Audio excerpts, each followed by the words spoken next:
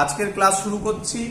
তো আজকে যেখান থেকে বলবো সেটা হচ্ছে কি, আগের দিন আমরা যা করেছিলাম সেটা হচ্ছে Newton's law of motion. Newton's law of মোশনে আমি কিছু ফ্রি বডি ডায়াগ্রাম দেখিয়েছিলাম। ফ্রি বডি ডায়াগ্রামের একটা বেসিক আইডিয়া হয়েছে। তার মধ্যে কিছু কথা আমার একটু বলার ছিল, যেটা নিয়ে অনেকে আমাকে ফোন করেছো। তো তার জন্য আমার মনে হলো এটা আমি একটু বলবো। আজকের ক্লাস শুরু হবে কনকারেন্ট ফোর্সেস। ওটা লেখা আছে কনকারেন্ট ফোর্সেস। ইম্পর্টেন্ট কোনো স্কুলে কোশ্চেন দেয় হোয়াট ইজ কনকারেন্ট ফোর্সেস, তো সেগুলো আমরা জানবো, কিছু এক্সট্রা জিনিস শিখবো। এটা একটা টেকনিক। এরপরে আমি আগের দিন বলেছিলাম হয়তো, তার নাম হবে ল্যামিস থিওরেম, যা দিয়ে আমরা অনেক সহজে ক্যালকুলেশন করতে পারবো। তো যাই হোক, আমি তার আগে একটু নর্মাল রিঅ্যাকশনের গল্পটা একটু বলে দিই, ভালো করে দেখে নাও, ভালো করে বুঝবে। এই ছিল আমার আগের দিনের ফিগার। একটা মাস ছিল এম, এটা একটা টেবিল ছিল। আমি বলেছিলাম নিচের দিকে এমজি, আর এই টেবিলটা বডিটাকে দেবে এন। এত অবধি সবার ক্লিয়ার? এই জিনিসটা আগের দিন ছিল। আমি একবার একটু রিক্যাপ করিয়ে দিচ্ছি। এরপরে যে পোরশনটা ছিল সেটা আমি এইভাবে বলেছিলাম, সেটা আজকে দেখতে পাবে, কাজে লাগবে। তাহলে টেবিলটা এম মাসের উপর দিচ্ছে এম, তাহলে এম মাসটা টেবিলের উপর কত দেবে? অ্যানসার হচ্ছে সেম আরেকটা এম। এইভাবে বলেছিলাম। এর মানে কিন্তু এই নয়, যারা যারা ভাবছো যে নিচে টোটাল ফোর্স হচ্ছে N plus MG is equal to M, এটা কোনোদিনও হতে পারে না, কখনোই নয়। রিপিট করো, আগে বোঝো ফ্রি বডি ডায়াগ্রাম মানে কোন বডির উপর করছো সেটা আগে ডিফাইন করতে হবে। কার করছি? ধরো মাস এম এর করছি, তার উপর কি কি ফোর্স, খুব important thing, force on that body নাকি ফোর্স বাই দ্যাট বডি, এটা আমরা ড্র করব না। ফোর্স অন দ্যাট বডি গুলোই ড্র করব, force by that body free body ডায়াগ্রামে হয় না। তাহলে ফোর্স অন দ্যাট বডি কি? নিচে একটা এমজি আর উপরে একটা এম। এই হলো পুরো জিনিস, সিম্পল থিং। যদি তুমি আবার free body diagram of table করো, তাহলে টেবিলের ক্ষেত্রে নিচে শুধুমাত্র এম। এই দুটো আলাদা আলাদা ফিগার। এটা বুঝতে পেরেছো সবাই?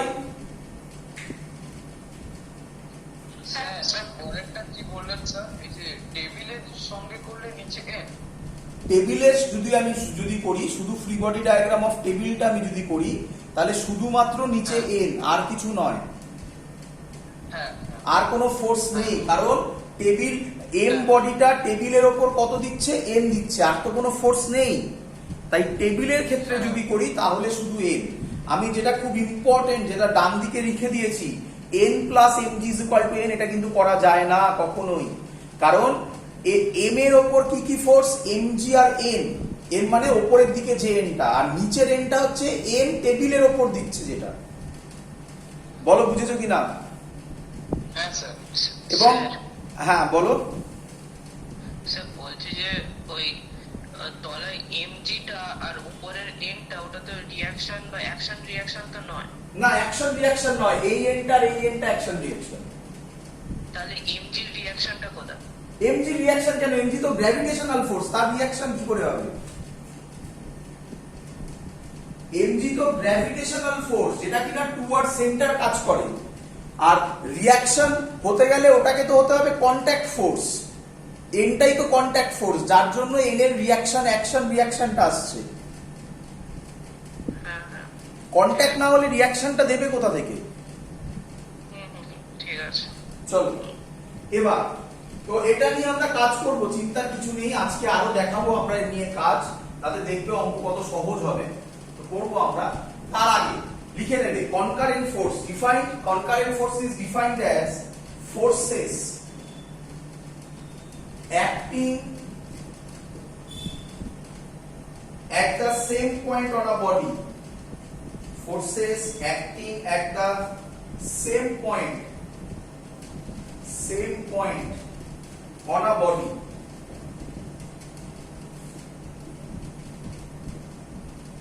are called concurrent forces.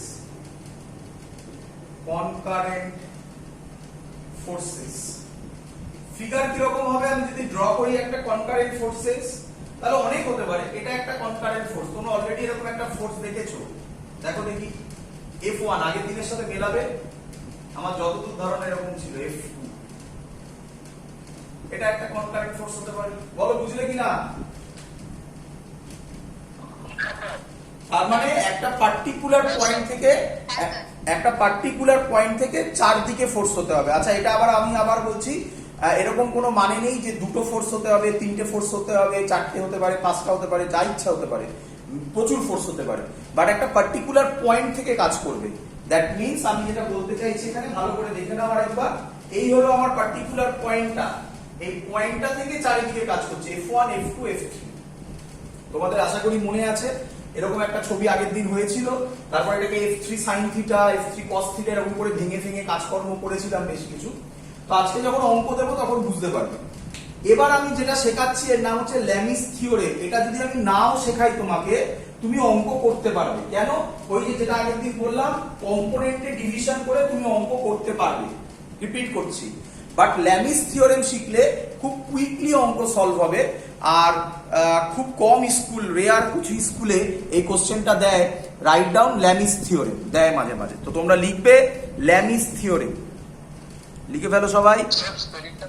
ল্যামিস লিখে দিচ্ছি, আমি সব লিখে দিচ্ছি, ল্যামিস থিওরেম। তবে এটা মুছে দিলাম, এই ছবিটা দিয়ে কাজ করব আমরা। ল্যামিস থিওরেম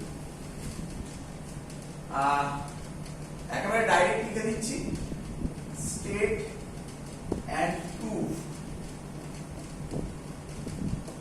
ল্যামিস থিওরেম। আগে স্টেটমেন্টটা বলছি, দেখে নেবে সবাই। স্যার বোর্ডটা ঝাপসা আসছে তো স্যার, বুঝতে পারছেন, একটু বলবেন। State and proof Lami's theorem, state and proof, sir স্পেলিংটা বলবেন। Lami's, LAMI' Lami's theorem, LAMI' Lami's theorem.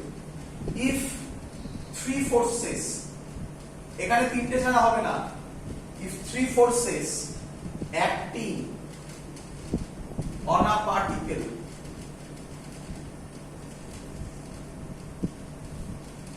keep it in equilibrium, আরেকটা হতে হবে ইকুইলিব্রিয়ামে হতে হবে। আগের দিন বলেছিলাম ইকুইলিব্রিয়ামের concept, keep it in equilibrium। আবার বলে দিচ্ছি, এটা তাহলে important point.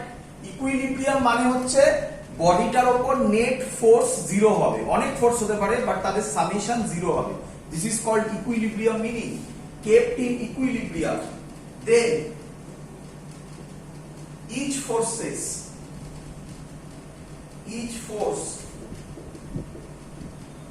is proportional to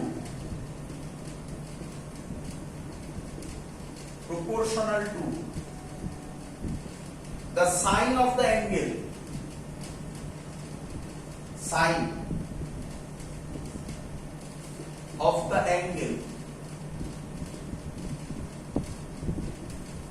between the other two forces, between the other two forces। আমি জানি অনেকের প্রবলেম, সব আমি এক্সপ্লেন করছি, আরেকবার বলে নি। If three forces acting on a particle keep it in equilibrium, then each force is proportional to the sine of the angle between the other two forces। মানে কি আমি সব লিখবো, তারপরে তোমরা এই ছবিটা ড্র করবে। এটা একটা F1 ফোর্স, এটা একটা F2 ফোর্স, এটা একটা F3 ফোর্স। আশা করি বুঝতেই পেরেছো, Lami's theorem is applicable for concurrent forces. That's why আমি আগে কনকারেন্ট ফোর্সটা পড়িয়ে দিয়েছি। এবার আমি কিছু অ্যাঙ্গেল ধরবো, ধরলাম এটা হচ্ছে আলফা, এটা হচ্ছে বিটা, এটা হচ্ছে গামা, তুমি যা ইচ্ছা ধরতে পারো, কিছু যায় আসে না। Then according to Lami's theorem F1 by, ভালো করে দেখবে, যে অ্যাঙ্গেল, যে ফোর্সটা নেবে তার উল্টো দিকের অ্যাঙ্গেলটা, বা যে ফোর্সটা নেবে তার আর দুটো যে ফোর্স আছে তাদের মধ্যেকার অ্যাঙ্গেলটা, F1 বাই সাইন আলফা, এটা is equal to F2 by, বলো F2 বাই, তলার অ্যাঙ্গেল কোনটা হবে, তাহলে এটা sine beta, is equal to F3 by sine gamma. এই হলো ল্যামিস থিওরেমের মিনিং। চলো প্রুফ করে দেখাবো। স্যার সবকটা মাঝখানে ইকুয়াল টু স্যার, সবকটার মাঝখানে equal to sir, equal to, হ্যাঁ মানে ইকুয়ালস কেন হচ্ছে স্যার? ইকুয়ালসটা আরে কেন হচ্ছে ওটা তো ল্যামিস থিওরেম, সেটা তো আমি প্রুফ করবো কেন হচ্ছে, সেটা তো পরের কথা, সেটা তো প্রুফ করে দেখাবো আমি। স্টেটমেন্ট এটা, বলো বোঝা গেছে কিনা? হ্যাঁ স্যার। আমি আবার রিপিট করছি, যে ফোর্সটা নেবে তার উল্টো দিকের, মানে সেই ফোর্সটা ডিভাইডেড বাই তার উল্টো দিকের সাইন অফ ওই অ্যাঙ্গেলটা, এইভাবে করা হয়। F2 দেখো, F2 এর উল্টো দিকে হচ্ছে বিটা, তাই F2 by sine beta. F3 এর উল্টো দিকে হচ্ছে গামা, তাই F3 বাই সাইন গামা। এবার আমি এটা প্রুফ করব। মজাদার ব্যাপার, এই প্রুফটা অলরেডি করে দেখানো আছে, একটু একই রকম জিনিস। নাম বলছি আমি, ট্রায়াঙ্গেলের ক্ষেত্রে আমি একটা প্রুফ করে দেখিয়েছিলাম। ভেক্টরের ক্ষেত্রে যাদের যাদের প্রবলেম আছে তারা সেই আগের ভিডিওটা চালু করে একবার দেখে নেবে। আমি বলি তাহলে তোমাদের মনে পড়ে যাবে যে আমি কোন ভিডিওটার কথা বলছি। তো আমি এবার এটা প্রুফ করব, এই জিনিসটাকে প্রুফ করব। তাহলে আমি মুছে দিলাম, শুধু এই ছবিটা আর এটা রাখবো, বাকিটা আমি প্রুফ করছি। এটা মুছে দিলাম।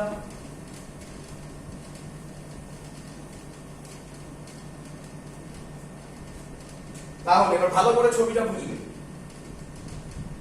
এটা হলো আমার F1, দেখো আমি সেম ছবি এঁকেছি। এটা হলো আমার F1, দেখো মিলেছে, ভালো করে লক্ষ্য করবে। এটা ছিল আমার F2, এই F2টা আমি এখানে না দিয়ে এখানে দিচ্ছি, একই ব্যাপার। দেখো ভালো করে বুঝে নাও, আমি ওখানেই করে দেখাচ্ছি তোমাদের, তাহলে বুঝতে সুবিধা হবে। আমি ট্রায়াঙ্গেল তৈরি করব, এইখানে এরকম দেব। তাহলে নিঃসন্দেহে এই অ্যাঙ্গেলটা যদি গামা হয়, তাহলে এখানে ওই অ্যাঙ্গেলটা গামা হবে, তাহলে এই অ্যাঙ্গেলটা হবে পাই মাইনাস গামা। বলো সবাই বুঝলে কিনা?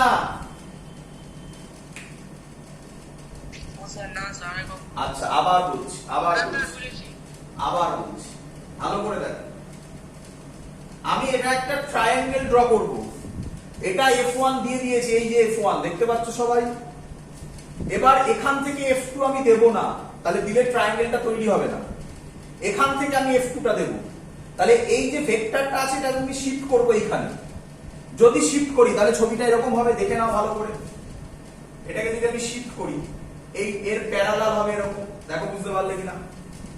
এটাই F2, ক্লিয়ার?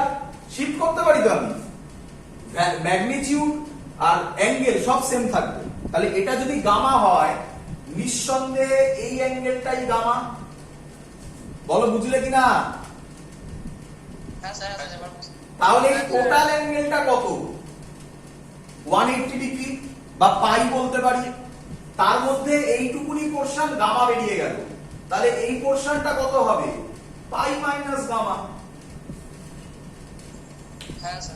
আমি তাহলে ছবিটা ড্র করব, ভালো করে লক্ষ্য করবে।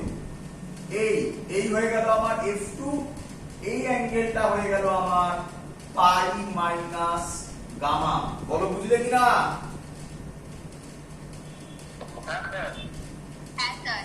চলো হয়ে গেছে আমার ছবি। এটা না শেখালেও হয়, এটা শিখিয়ে দিচ্ছি। এটা অ্যাকচুয়ালি জয়েন্টের একটা সহজ টেকনিক তাড়াতাড়ি করার জন্য, কিন্তু যেহেতু আমি বলেছি প্রথম বেসিক ক্লাসগুলো আমি উইথ জয়েন্টই করাবো, সেগুলোর জন্য এগুলো বলে দিচ্ছি, ভালো করে দেখে। তাহলে F2 এটা পেয়ে গেলাম পাই মাইনাস গামা। এবার আমি F3 করব, ভালো করে লক্ষ্য করবে। F3 করব, তাহলে F3টাকে আমি এখানে নিঃসন্দেহে এইভাবে জয়েন করতে পারি। এটা হয়ে গেল আমার F3। লক্ষ্য করো, ভালো করে দেখো, চিন্তার কিচ্ছু নেই। এটা F1, এটা একই লজিক, এটা F1, এটা F2, এটা F3। F3 আর F1 এর মধ্যে অ্যাঙ্গেল ছিল বিটা, F3 আর F1 এর মধ্যে অ্যাঙ্গেল ছিল বিটা। তাহলে নিঃসন্দেহে F3 আর F1 এর ভেতরের অ্যাঙ্গেলটা হবে একই লজিক, ওই আগের কনসেপ্টে, পাই মাইনাস বিটা। বলো বুঝলে কিনা?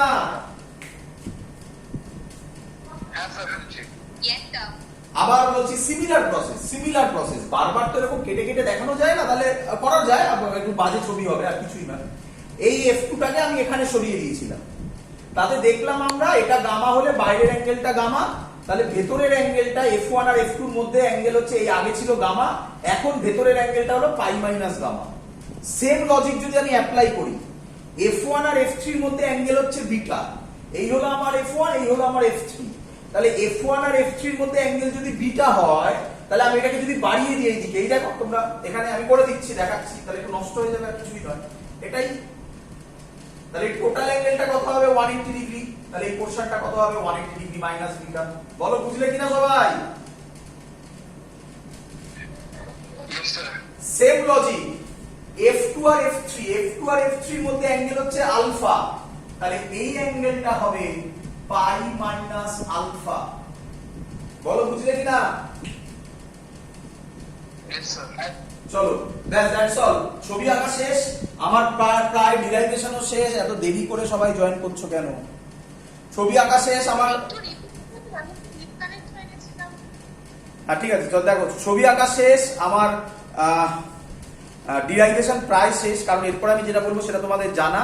এটা হচ্ছে apply sines law of triangle, আমি এটা প্রুফ করে দেখিয়েছিলাম কোন ভিডিওতে। অ্যাপ্লাই সাইন্স ল, আমি এটা লিখেও পাঠিয়েছিলাম ওনার পিডিএফ করে, অফ ট্রায়াঙ্গেল ছিল, এটা ভেক্টরের ভিডিওতে আছে, তোমরা দেখে নেবে। যারা জানো না তারা ব্যাকে গিয়ে দেখতে পাবে, এটা পজিটিভ দিক। এই ক্লাসগুলোর অনেক নেগেটিভ আছে, তার মধ্যে এটা একটা পজিটিভ দিক। Apply sines law of triangle কি ছিল? যে সাইডটা নেবে তার উল্টো দিকের অ্যাঙ্গেলের সাইনের রেশিও, তাহলে কি হবে F1 by sine pi minus alpha is equal to F2 তার উল্টো দিকে sine pi minus beta is equal to F3 sine pi minus gamma. ও আচ্ছা, তোমরা জানো সাইন পাই মাইনাস আলফা কি হয়? Sine alpha. দেখো প্রুভ হয়ে গেছে, শুধু ছবিটা চেঞ্জ ছিল। বলো বুঝলে কিনা সবাই?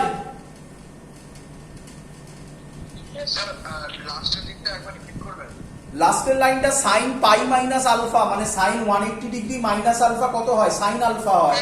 তাই আমি অ্যারো দিয়ে ওই তলার ওটা লিখে দিয়েছি, আর লিখলাম না জায়গাটাতে। সাইন পাই মাইনাস বিটা কি হবে? Sign beta. যাদের এটা ডাউট আছে আমি আন্ডারলাইন করে দিচ্ছি, যাদের এটাতে ডাউট আছে তারা, আমার মনে নেই, কারোর কি মনে আছে বা কেউ কি আমাকে এখন একটু দেখে বলতে পারবে যে এটা আমি কোন ভিডিওতে দিয়েছিলাম বা কোন ভিডিওতে বলেছিলাম ভেক্টরের কত নাম্বার? কারোর কিসে? কোথায়? ক্রস প্রোডাক্ট, তাই তো? তাহলে একটু দেখে নেবে সবাই। ও বলছে ক্রস প্রোডাক্ট, ভেক্টরের ক্রস প্রোডাক্টের নিঃসন্দেহে একটা দুটো ভিডিও ছিল, আরো বেশি হতে পারে হয়তো, সেখানে একটু উল্টো পাল্টে দেখে নেবে। ওখানে এই প্রুফটা আমি করিয়ে দিয়েছিলাম, ওই যে apply sines law of triangle, ওটা কিভাবে আসে। ওটা এসে গেলে তো তারপর তোমাদের কাছে ইজি হয়ে গেল পুরো জিনিসটা, প্রুফ করে দেখানো ছিল। এটাকে বলা হয় ল্যামিস থিওরেম। তুমি বললে স্যার শিখে লাভ কি? আচ্ছা তাহলে আমার এবারে জিস্ট কি দাঁড়ালো? এসব প্রুফ বাদ দাও, আমার জিস্টটা কি দাঁড়ালো?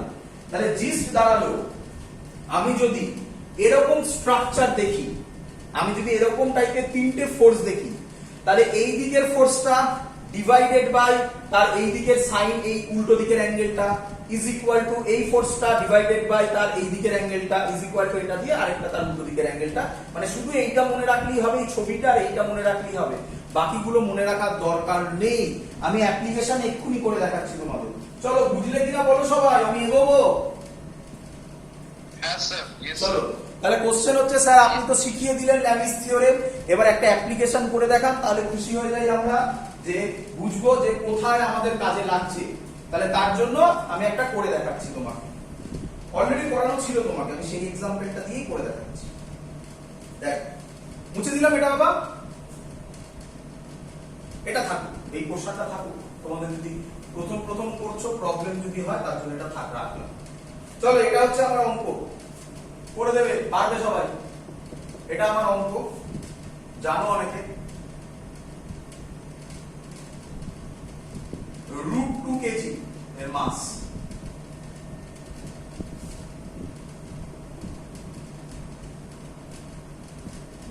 স্যার মাসটা কত দিয়েছেন স্যার? √2 কেজি।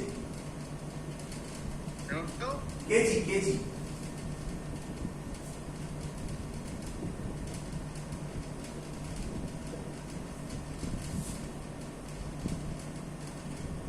বলেছে find tension in each string তোমরা করবে আমার শেখানো সব বাবা find tension in each string প্রথম কোশ্চেন আমি তোমাদের একটু কোশ্চেন করব প্রথম কোশ্চেন সব দুটোতে দুটো স্ট্রিং একই স্ট্রিং না আলাদা string very good tension same হবে না আলাদা হবে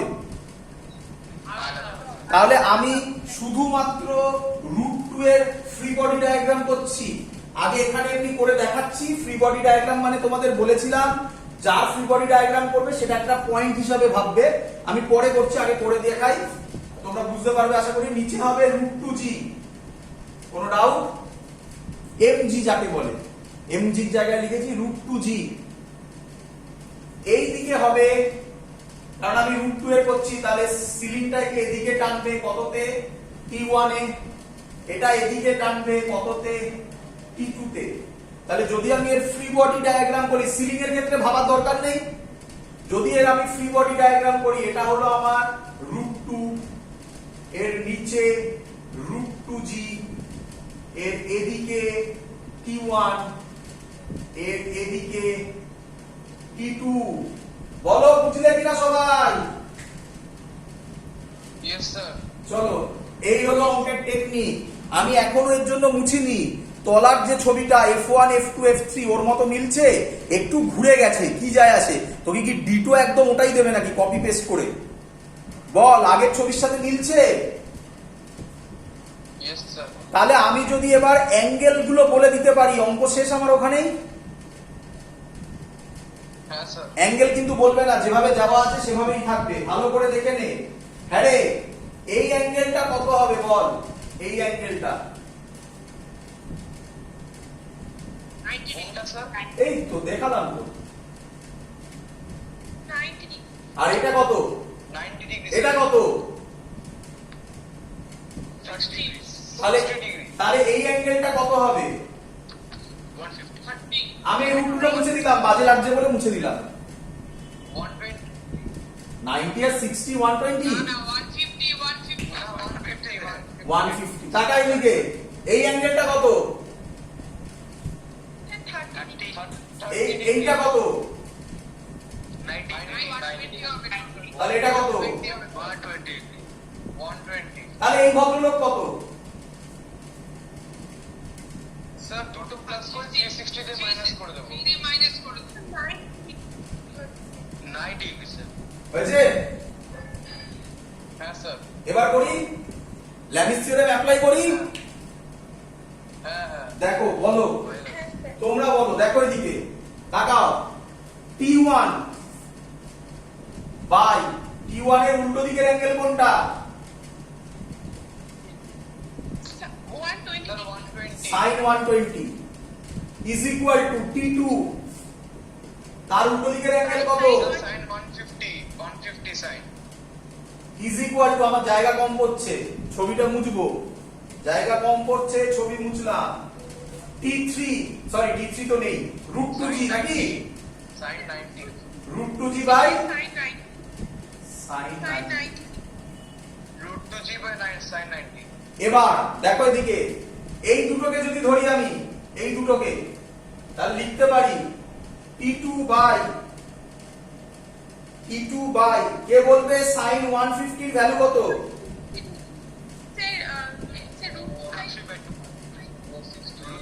सर cos 30 cos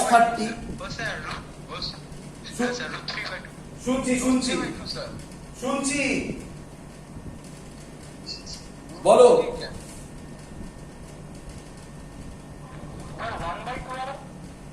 মানে অ্যানসার বলছিস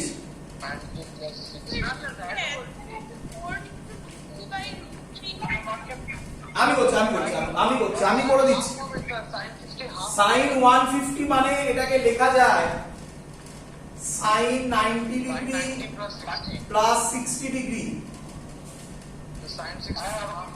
তাহলে এটা হয় cos 60 ডিগ্রি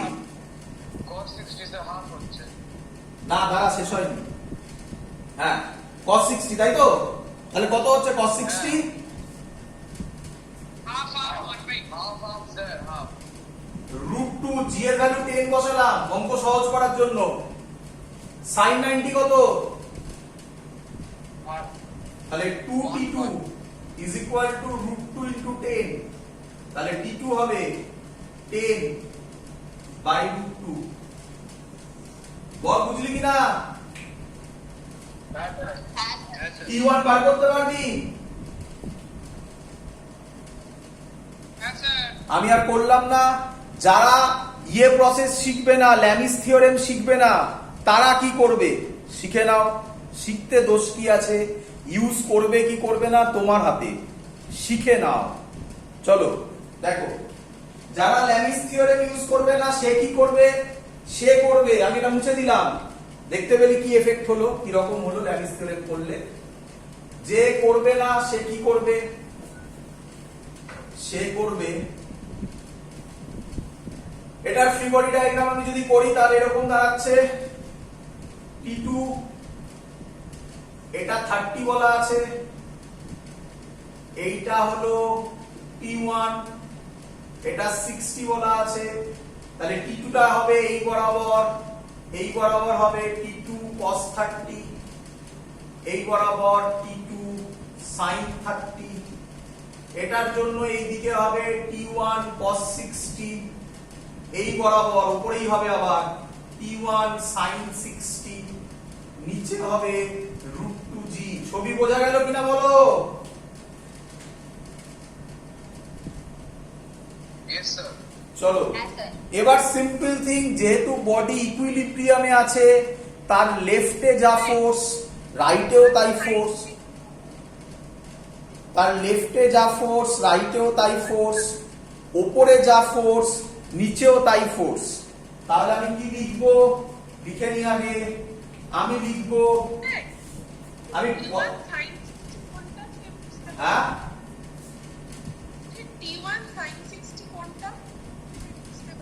T1 sin 60, এই যে এইটা এখানে দুটো অ্যারো দেওয়া আছে।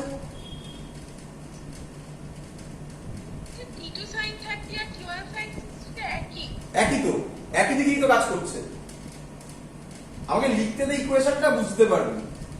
তাহলে হচ্ছে এইটা যা এটা তাই, কারণ একটা একটা আছে। T1 cos 60, T2 cos 30, এটা একটা ইকুয়েশন হয়ে গেল। এবার দেখবে এগুলো তো আর নেই, এগুলো কেটে গেছে, তো এগুলো কেটে তো এগুলো পড়ে আছে শুধু। উপরে কত ফোর্স আছে? এই দুটো, তাহলে দুটোর অ্যাডিশন হবে T2 sin 30 plus T1 sin 60, আর নিচে কত আছে? √2g। হয়ে গেল। সলভ করে T1 T2 বার করবে। কটা আননোন? কটা আননোন? T1 আর T2, দুটো আননোন হলে কটা ইকুয়েশন লাগে? আমি দুটো ইকুয়েশন সামনে করে দিয়েছি, এবার তোমাকে সলভ করতে হবে। যতগুলো আননোন ততগুলো ইকুয়েশন হতে হবে তোমাকে সলভ করার জন্য। বলো বুঝলে কিনা? কোনটা easy? Sir, first and answer, Larry's. তো আশা করি বোঝাতে পেরেছি। অনেকের বইতে ল্যামিস থিওরেম নেই, করলে এই সুবিধা হবে, না করলেও কোনো অসুবিধা হবে না, টাইম একটু বেশি লাগবে। That's all. চলো নেক্সট পার্ট। এবার নেক্সট পার্ট, চলো নেক্সট পার্টে আমরা কিছু প্র্যাকটিস করব। তো সেই প্র্যাকটিসটা অবভিয়াসলি এটার উপর ডিপেন্ড করে হবে। ফ্রি বডি ডায়াগ্রাম তো আমি বলে দিয়েছিলাম, এটার উপর ডিপেন্ড করে হবে নিউটনস লজ অফ মোশনের ফার্স্ট ল। ভালো করে বুঝবে সবাই। দেখো নিউটনস লজ অফ মোশন তার ফার্স্ট ল।